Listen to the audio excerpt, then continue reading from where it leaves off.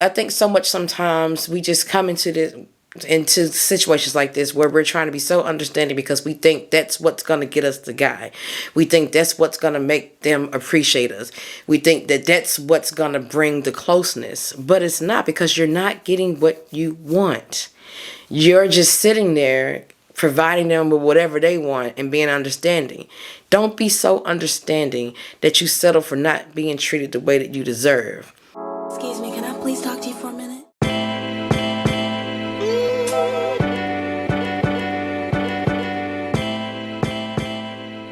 Hey girlfriend, welcome back to the Hey Girlfriend podcast.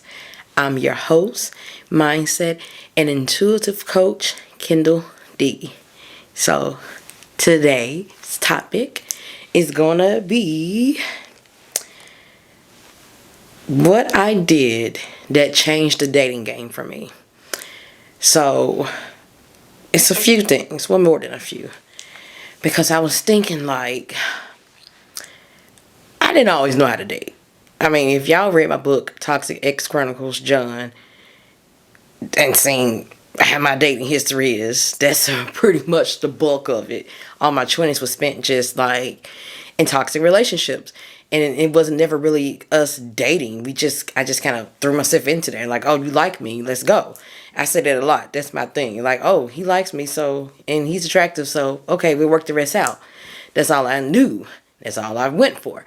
And so I learned through trial and error, really, on how to date. There was really no handbook back then in the early what's that?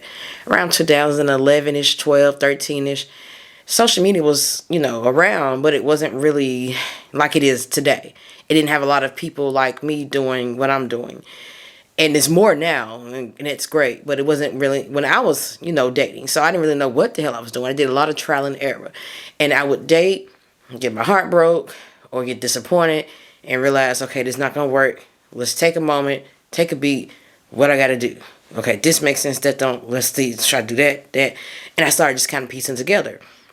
Overall, before I get into my list, y'all, overall, what really, really helped me to implement these, I guess, dating lessons I'm about to teach you was that I just got tired of getting my heart broke. I got tired of being disappointed. I got tired of not meeting who I was supposed to meet, or not meeting the one for me, I guess I would say. I just got tired of that. I got tired of feeling like I was feeling. And so I'm a person that if I'm tired of something, I'm not going to keep doing it. I may once or twice, to be honest, but I will make a change and quick. If something's not working, I'm changing it instantly. Not instantly, but you know what I mean. I'm changing it. I'm trying to see what I got to do. Changing it. Because in the back of my mind, I always knew that love is really good. Love is not the problem. Love is beautiful. I want love still. I never really had this outlook that love was the culprit for all the shit I was going through. I just knew that it was something else going wrong. Maybe it was me. I think a lot of times maybe we're afraid to look in the mirror and say, it's me. It's something I'm doing wrong.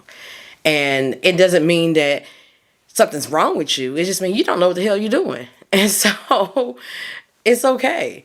And really, the dating is all about trial and error, because even the things that I'm going to mention that help me, I want you to filter it and take it in, and also add some of your own things that you've noticed from dating. It is so, so, so, so, so important that you always survey what's going on. Don't just be dating. I think a lot of times we'll date to death. You're just dating because you want someone to be the one. You're dating. But are you actually taking the time to stop and take a break, take a moment, and reflect upon what just happened? Reflect upon the relationships, or even if they're not relationships, reflect upon the people that you've dated. Reflect upon what you need to change. Reflect upon your standards. Do you need to add more standards? Some of your standards a little too low, some of them a little too high. Whatever it is, it's time to reflect and change something up. So I'm going to get into it. First, my little light. It's not centered. It's irking me. It's gonna have to be perfect enough. Okay. So, let's get into my list of things that changed the dating game for me. Number 1. These are in no particular order. I'm just going off my little list here. Number 1. I instantly became turned off by inconsistency or confusing behavior. No more of that shit. Cut that shit out. Now, I'm going to be honest here, and I'm sure y'all can relate. I just actually posted a TikTok saying leave the inconsistent men alone and don't be settling on the excuses they give you. And a lot of people was like, you yelling at me. I know. And I'm like, I get it. I've been there. I've been that girl. And my TikTok is, I've been that girl, by the way. But anyway, I just happened to post about the inconsistent men. And it's like I'm saying, you have to stop assessing if their inconsistency is warranted your understanding or not. You have to consider, what do you want? How does it make you feel? If someone being inconsistent makes you feel like you're going to be hyper vigilant, like you're always wondering, are they cheating on you, what they're doing? They're so busy, you don't get a chance to spend time with them. You gotta assess how it makes you feel, as far as like, do you feel unimportant? Do you feel like you're not getting enough time? Do you feel you're not getting to know them good enough? Do you feel like all of that matters? Like, how do you feel? I think so much sometimes we just come into situations like this where we're trying to be so understanding because we think that's what's going to get us the guy.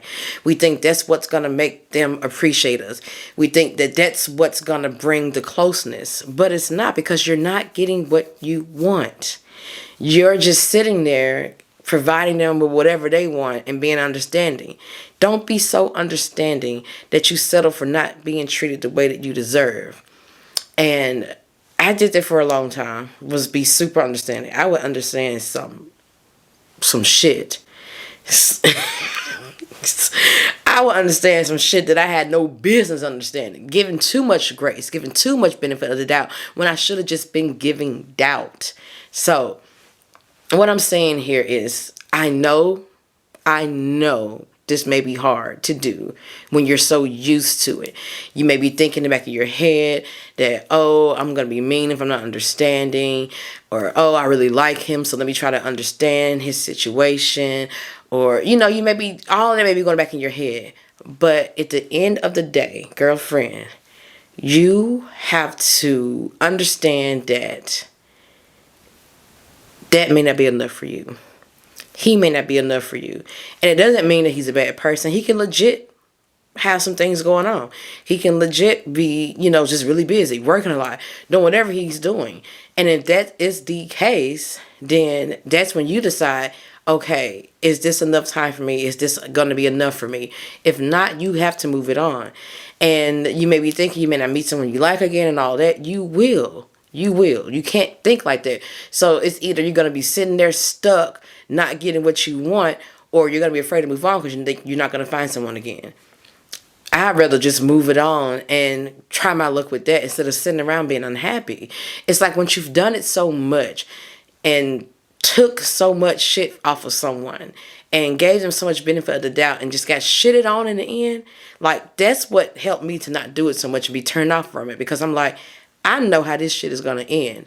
And once you know how something is going to end and it never ends well, like never, move it on. And this, I would say, is mainly for if you're just starting out dating. But I'm going to go along even further and say, even if you've been dating a long time, hell, even if you're married, if someone, the standards are still true. The standards are still upheld even throughout the whole relationship, marriage, whatever. If at any given time or point, for a prolonged period of time, to where it's just unnecessarily been a long time and you've dealt with it, them being inconsistent and not doing what they used to do, not spending time with you, all of that, no quality time, nothing that you need and want, and it's been prolonged, then it's time to assess the relationship and how it's making you feel and if you're getting what you need. You can have a talk with them, but it's still the same thing. It still holds true because you still need that. You can't just sit there and be that understanding to someone that you go without what you need. Because at the end of the day, they're fine. They're getting all they want. They're getting you, and they're getting to be inconsistent and in and out and do whatever they got to do. And you're just sitting there, oh, I'm just being understanding because that happened. No. So be turned off from that. And if you're wondering, how can I be turned off from that, Kindall? Like, I don't know. I'm always so understanding. How can I be turned off? I'm just a nice person and all of that. What helped me to be turned off by that is because, one, I said I knew how I was going to end. And two, it became a turn off because it's like, you are not acting like you're into me, if that makes sense. I guess as my self-esteem started to rise higher and higher, I started to be really turned off by someone not acting like they're into me. I'm like, this is me. And I'm a great person. And you're acting like you don't want to see me, spend time with me. Like, and then I feel like they're playing games. That's in a nutshell what it is. Like, if you are saying that you want to date me and you supposedly like me, why are you inconsistent and not showing me that you do? Why would you not want to spend as much time as possible with someone you like? And so I feel like you're playing games with me. If you're in one breath saying, "Oh, I like you. Oh, we vibe so well. Like your conversation. Oh, you're beautiful." And listen, whatever they saying. But on the other hand, you call here and there, don't answer when I text, or text back days later, go MIA for a whole week or weekends, just in and out, talk whenever you feel like it, not planning another date. I'm like, you're lying to me. And liars are a turnoff. So, yeah, you have to look at it like that. And I think you have to get out of your head that something is wrong with you. A lot of times we tend to take it personal as well. And so you have to stop taking it personal and thinking that, okay, maybe if I just chill out and give them their space, they'll be a little more consistent. Whatever logic you have, do away with it and just flat out be like, it's a turn off. You don't like me like you say you do. Next. Okay. So, next thing on my list, I stop forcing connections and decentered men in my life. That was a game changer for me, because it's like, I didn't realize it at the time, but in my past relationships, I would say I was literally forcing those connections, because it's like, it wasn't working, clearly, but I was trying to force it to work. And so that alone right there, I'm saying, it's like, once you come out of that and once you start getting your self-esteem to rise a little higher and you start doing better at dating and you know, the trial and error and whatnot, I started just realizing that, okay, I like connections that are just organic and come together without any type of force, and we just really like vibe off each other. I started really, really liking that. And it was some guys that I dated that we had the connection to where I really liked that it was natural. But as soon as it started feeling like waning off and it started feeling like, okay, this is not like it was, or I feel the connection is not, as soon as I felt like it just was starting to come apart, then I stopped forcing. I just kind of eased my way on out. And that took some time to get used to doing, but I started realizing just how good it felt to have a real authentic connection, to where it's not forced, to where I'm not chasing them, to where I'm not begging for time, none of that. And what helped me to get there is decentering men. I have a podcast before this one where I talked more about that in detail. I'm going to briefly state it here, but decentering men means that I stop making them the center of my world, basically. I stop trying to be who I thought they wanted me to be. I stopped like longing so hard for a connection, because when you're longing so hard for a connection, you'll find yourself forcing it. And so once I just kind of let go of that and realized that there are a lot of men out there and there will be someone for me, I don't have to force a thing. And once I just started really using it as like affirming myself, affirming my dating life, I realized that, okay, I can just move on. There's always someone else coming. You have to remind yourself of that there's always someone else coming. You'll always get a chance to try love again. And the more that I kind of dated and like moved on to the next, and I would meet someone else that I liked, even if it didn't last, I realized that that's true. I'm always going to meet someone that I can connect with and like, even if the connection doesn't last and it doesn't go to anything, it doesn't materialize to anything, I'm still like, okay, this is true. So once you actually start to do it, you actually start to date, see it's not working, move on. Date, see it's not working, move on. You'll see a trail of people that you once at least connected with and liked in some kind of degree or way, but it just didn't work out, and it's okay. And so you realize that it's always going to be someone else that you can meet. And I started like living my life in a fulfilling way that was fulfilling for me without a man. I started enjoying my own company. I started just really like self-caring on me and just realizing that it's not so bad to be alone. It really isn't. Like, I will be okay.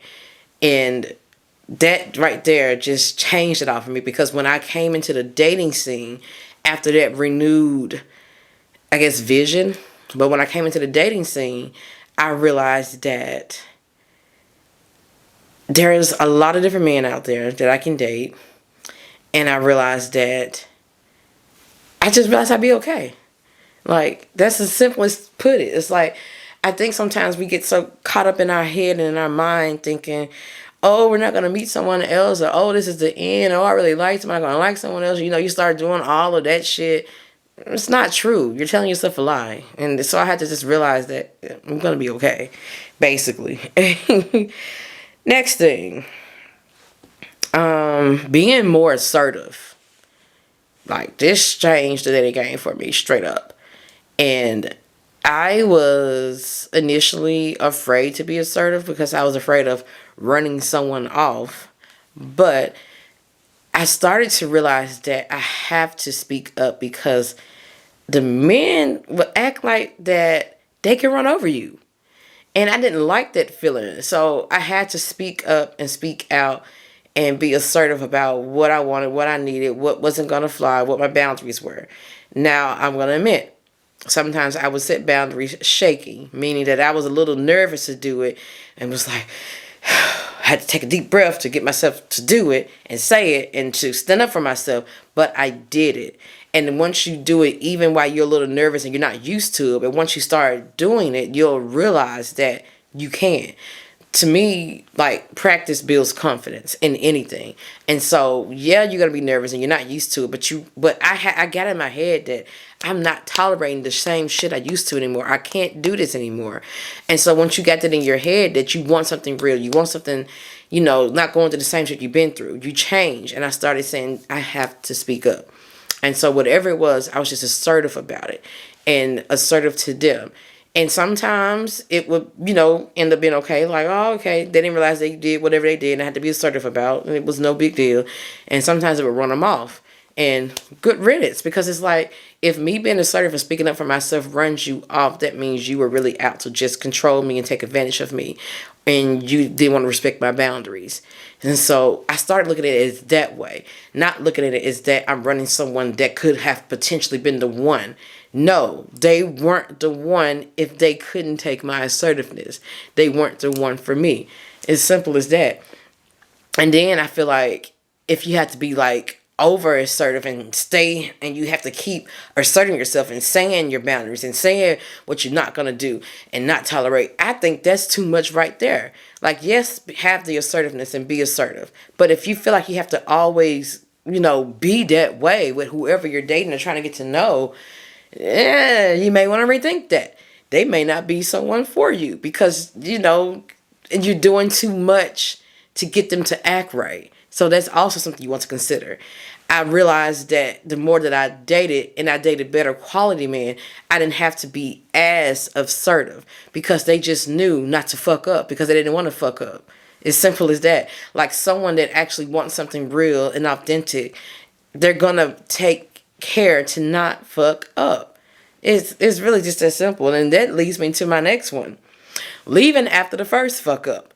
So I feel like all of my past relationships, I stayed after the first fuck up, and that's where I fucked up. I done dropped the F one a lot.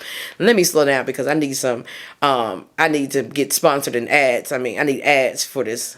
So let me slow down with the F bomb. But anyway, I left after that because I started realizing that if you don't, it'll just be more and more. You do not allow someone multiple chances to do shit to you like that. Because after the first time, they realize that, oh, she's not going anywhere, or, oh, I guess I can do this and she's all right. They're going to keep on doing it because they know that you're going to stick around for it. So I'm not saying like small things like, oh, they didn't text you back.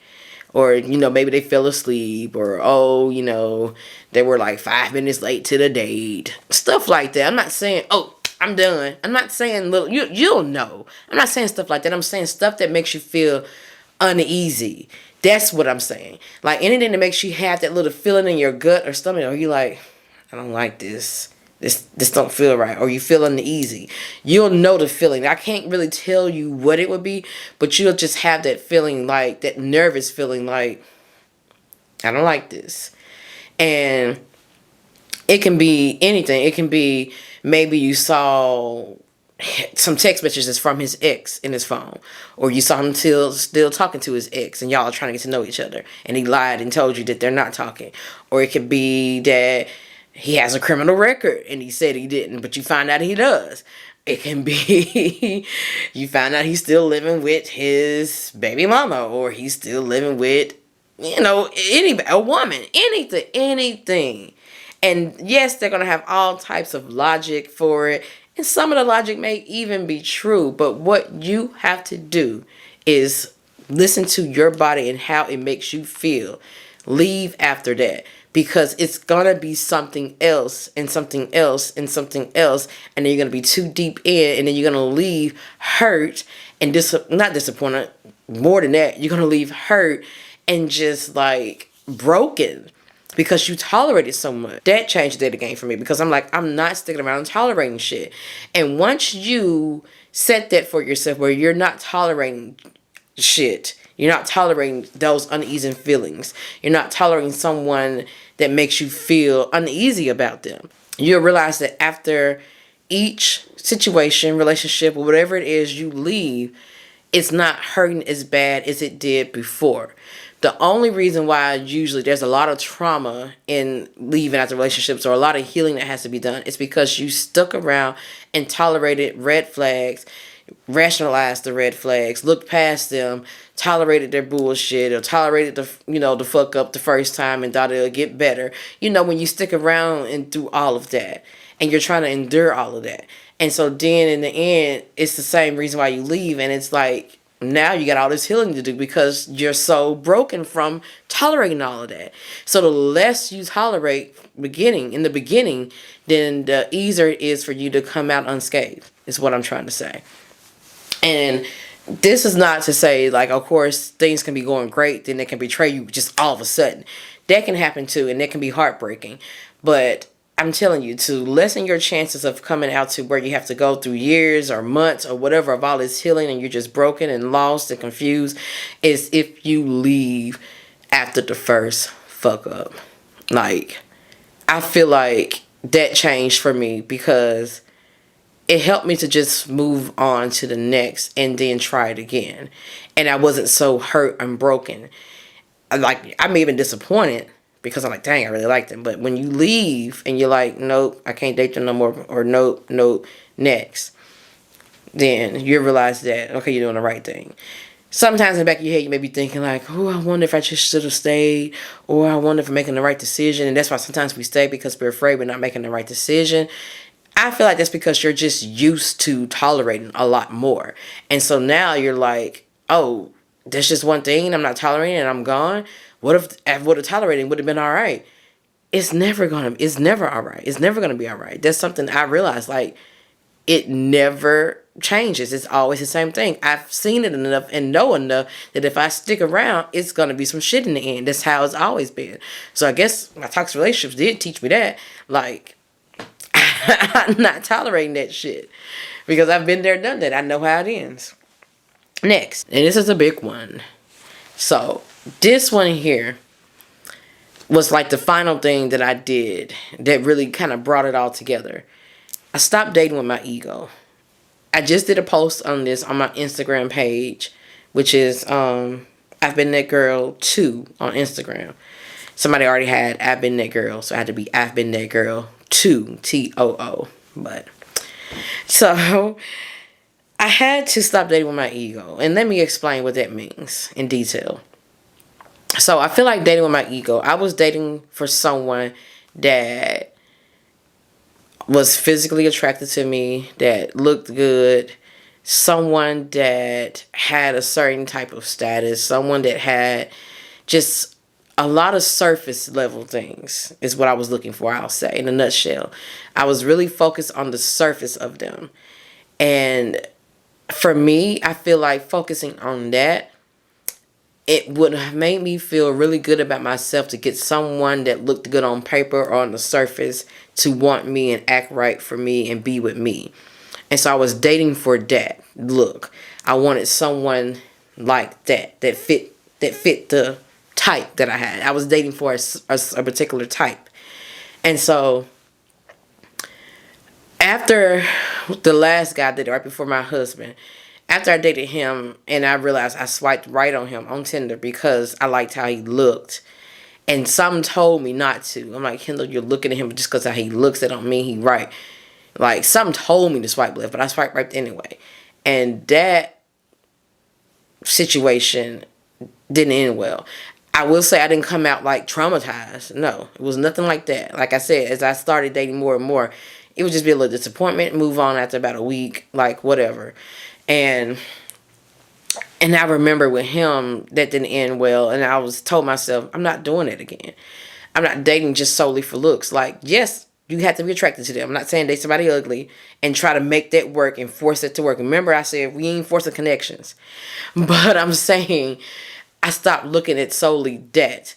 I would date someone that, I found like, okay, they're not bad looking. And I started doing more of that instead of just going with with looks first. And I started realizing that what mattered most to me was the inside of someone. And that also led me to understand that that's what really builds a relationship. That's what a vulnerability comes in at. That's where the depth of the relationship really comes in at, because you're like getting at the soul level. So I started dating more so at the soul level instead of the ego level. Now, this may take some time for you to get into, because you want what you want. But after I got disappointed enough, that was one thing I decided to change. Like I said, I started changing these things after each disappointment. Like, okay, I need to change that. I was always just dating solely for looks. And when I did that, I found myself trying to slick force the connections. Because I'm like, I like how you look, and I like this and this about you. So I want to force everything else to work. And I was trying to like force the connection, and they'll be a little inconsistent, and I'll try my best to hang around with that. But it's like, I slowly came out of it. Like, when you're leading with that, it just makes everything else fall to shit, because you're just leading with, I want my ego stroked. And when you're leading with that, you tend to tolerate some shit you don't need to tolerate. And so what I'm suggesting here is that you look deeper than just the surface of someone. And what I mean by you look deeper than just the surface of someone, I mean that, yes, you can like how they look. Like, I like that my husband had a beard. I was attracted to him. I'm like, okay, he's not bad looking. I can date him, get to know him, and see how I like him. So getting to know him, that built the attraction more. So what I'm saying is go off more than that, because looks can fade. And what you want, if you want something that's long lasting, you're going to have to look deeper than that. If you want something that's healthy, you're going to look deeper than that. If you want something that's real, you're going to have to look deeper than that, because what good is it to have all of the outside and the surface looking good, but the inside is shit? And I started realizing, okay, so what matters to me getting the type of man I want, and what matters to me having a relationship that I want. What matters the most to have that happen, because that's what I started realizing it's what I was really after and wanting. It wasn't the surface. I really wanted a good connection, a deep connection. I really wanted something real, something long lasting. And so I started thinking about the inner qualities of someone. And that's what I led with. I would lead with, okay, I like how you look. As long as I liked how you looked. Okay, I like how you look. Okay, next. And then I started looking deeper within and saying, first how the conversation is. I started looking at the kind of person they are and how they treat me. That was another thing. Like, I started looking at how they acted around me and how they treated me. That what's made my husband so much more attractive than anybody else I've ever dated, because I'm like, he is treating me with care. Even in the beginning, pulling my chair out, just like, and not stuff that I felt like he was like trying to do to win me over.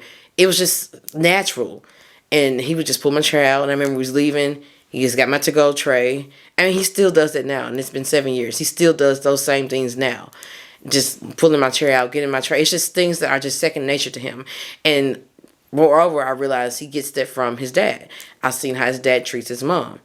That's something else that's like was important to me. I started realizing like I want someone that has a good family, someone that comes from a good family, because I feel like then they are looking for what I'm looking for, because they seen how a healthy relationship is, and so they're wanting the same thing. And yeah, that's really all on my list. But that last one right there, that one really changed the dating game for me, because I'm like, it's like more people became available in the dating pool when I looked at it that way, if that makes sense. Because I'll be honest, had it been like 2 years prior to me meeting my husband, I probably would have passed him up and kept it moving. Like, because no, he's not tall enough, or he's not the right build, because I wanted a man to be a certain height and build. That's what I mean. Like, yeah, he was never ugly to me. It was the height and build. And I didn't like how he dressed, really. He dressed a lot better now. And I talked about this on my other podcast if y'all been listening. But all of that stuff I realized didn't matter. Like how he dressed, what kind of car he drove, how tall he was, or shit like that. It just didn't matter. And what matters is that as long as I like how you look and I like the inside. So change that, and that changed the dating game for you. I promise you. You'll get what you're looking for probably. Anything else I want to add that helped me change the dating game for me was building my self-esteem and confidence. And some I almost left out and forgot. These are just like some little add-ons we're going to just run through. But yeah, building my self-confidence and building my like for me, if that makes sense. Like, building my like for me really consisted of me, 1, decentering men, 2, liking my life and liking what I do. And so once I really just kind of focused in on me and myself and being someone I like, doing what I like, and just even, I remember I even started dabbling in different types of makeup. I started, enhancing my look more. Anything that that involves pouring into you, that helped me to really build my confidence and like me. And so with my confidence built, I dated with more confidence. And it's like, that's what helped me to do all those things on that list. Like, not tolerate shit, leave after the first fuck up, be more assertive, because I'm confident in me and confident that what I'm saying I want is out there, and I'm confident that I can get it. I'm confident that it can come to me. And so I'm confident that I can be alone until it gets here. And just building my life up with myself, just building that up really helped. Now, I'm not saying I just did it all overnight. I did this while I was dating and trying to do the trial and error thing, but I really, really made sure to always like me and like my life and pour into me and do what I like. So that's also very important. Like, you got to make sure you are pouring into you. You got to make sure you are building you up. Anything else? If there's anything else, I have my Patreon. I put bonus episodes on there, and I do about once or twice a week. I don't do this much. I used to do it a lot, but since I do this podcast here now, I do the Patreon like once, twice a week. And so you check out anything bonus. I jump on there and say, oh yeah, y'all, I want to talk about this. And I'll link that. All of it's linked below. And you can jump on there and you can see. And I got hundreds of podcasts because at first you should just be on there. I got hundreds on there, a lot of good ones. But anything else that changed the dating game for me? One other thing that I almost left off that changed the dating game for me. And I kind of mentioned it before, but I want to throw it in. I stopped taking shit personal. And what I mean by that is I stopped taking anyone's inconsistency personal. Rejection, I stopped taking it personal. Those are the main two things that I used to take personal, and I just stopped taking it personal. And what I mean by that, and what can help you to not take it personal, is that it's never really about you. It's an incompatibility. And so I started looking at it like that. Yeah, this shit can hurt. But I started looking at rejection, and it's like, okay, there's something else better for me, or they're just moving out the way for what is for me.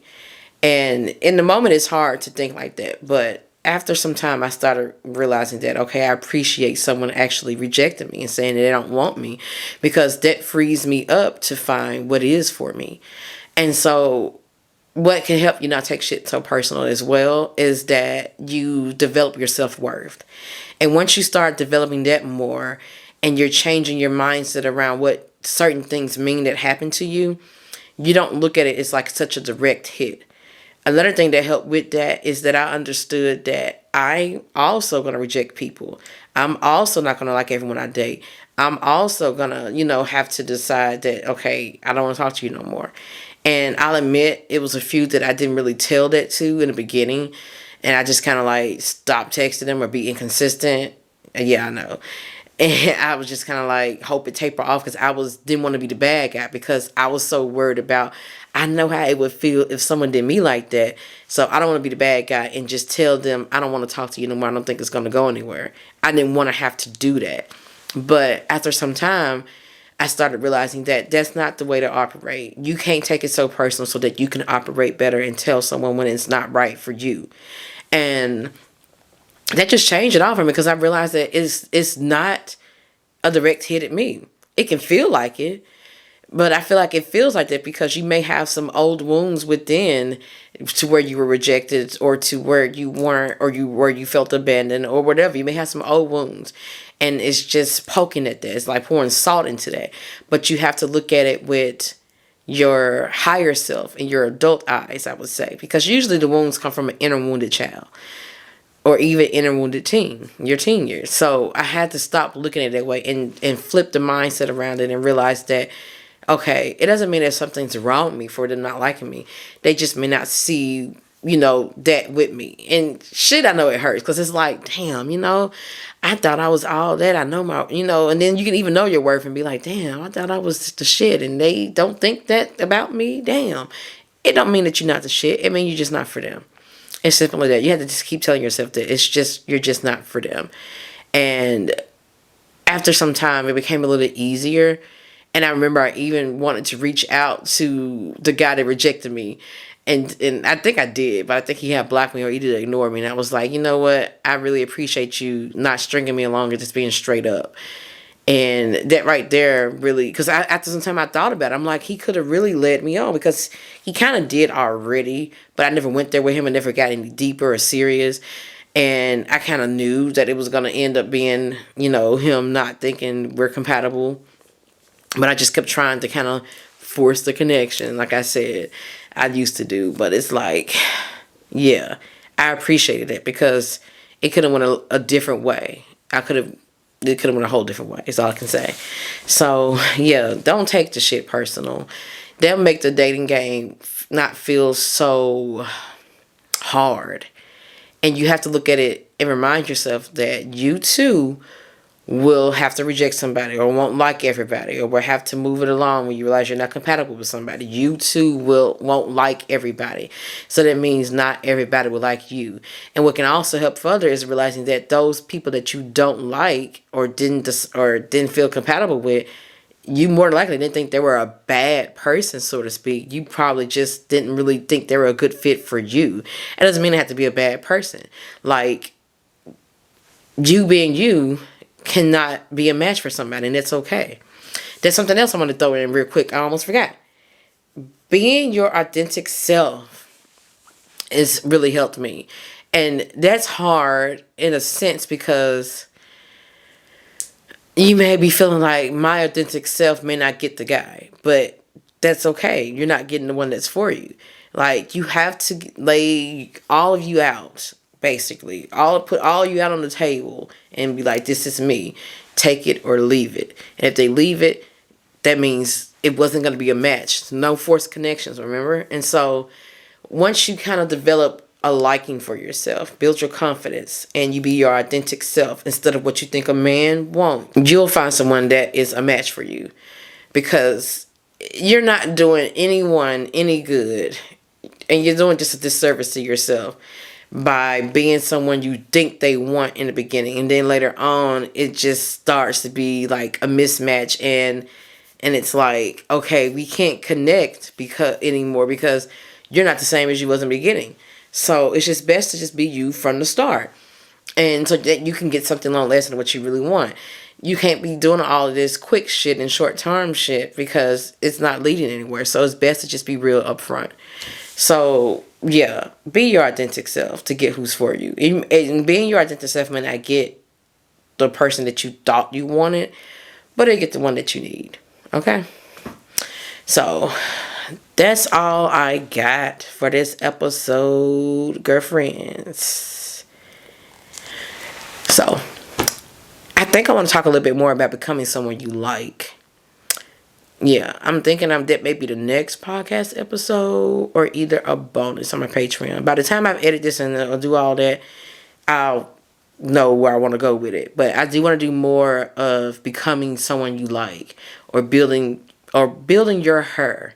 Yeah. So, until the next podcast episode, girlfriends, peace out.